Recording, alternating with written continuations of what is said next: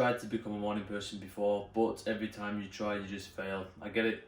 You wake up in the morning, the alarm goes off, you sit up and contemplate it, but you just like, sack this off, I'm going back to bed. You jump under the covers and you go back to sleep. But there's another way. Today I'm going to give you 5 steps on how you can wake up in the morning nice and bright and early, feeling refreshed and energized. Number 1, your morning actually starts the night before. So I want you to start thinking of your waking up routine beginning actually before you go to bed. So I go to bed at 10:30 and wake up at 5:30. But when it gets to 10 o'clock, I make sure I cut off my phone and I make a mint tea and I read for 30 minutes before I go to bed. This is because I want my brain to start shutting down and getting sleepy. So when I hit the pillow, I just knock out and make sure I get my hours sleep. Number 2, put your phone on your table. But if your phone's next to your bed, even me when I wake up and the alarm goes off, I'm just going to have the temptation of turning the phone off and going back to sleep. But if you put your phone on your table, which is away from your bed, you have to get out. And so by the time you're already out to turn the alarm off, you just think to yourself, well, I'm here anyway, I may as well stay up. Number 3, drink lots of water as soon as you wake up. You see, when you're sleeping, obviously you've got 7-8 hours of just complete dehydration. You're not drinking anything. Your body feels drowsy and it feels weak. So the first thing you should do when you wake up is rehydrate your body straight away. And this is probably the one thing that gives you an immediate difference. So you instantly realize that you had more energy you did before when you tried to wake up without doing this method.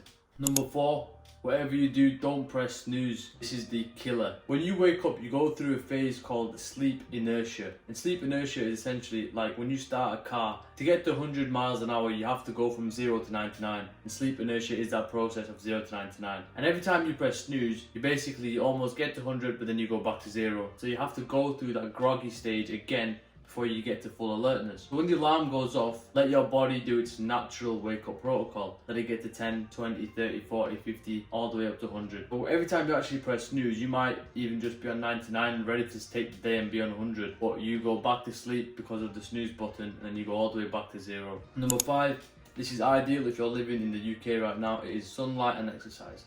So the sun is literally beaming nowadays and it is a perfect way to get that natural blue light.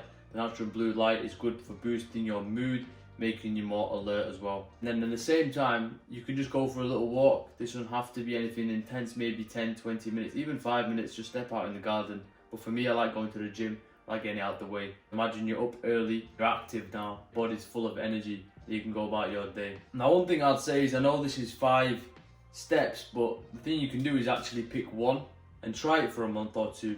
And see how that feels, and then slowly start to implement the other 4 steps. Even I didn't do all of these in one go, so I don't expect you to. So pick one and try it. Being a morning person really isn't as difficult as everyone makes out. Once you do it and you see the benefits, you will genuinely want to just carry on doing it. The amount of extra hours you get, the mental clarity, you feel better about yourself as well.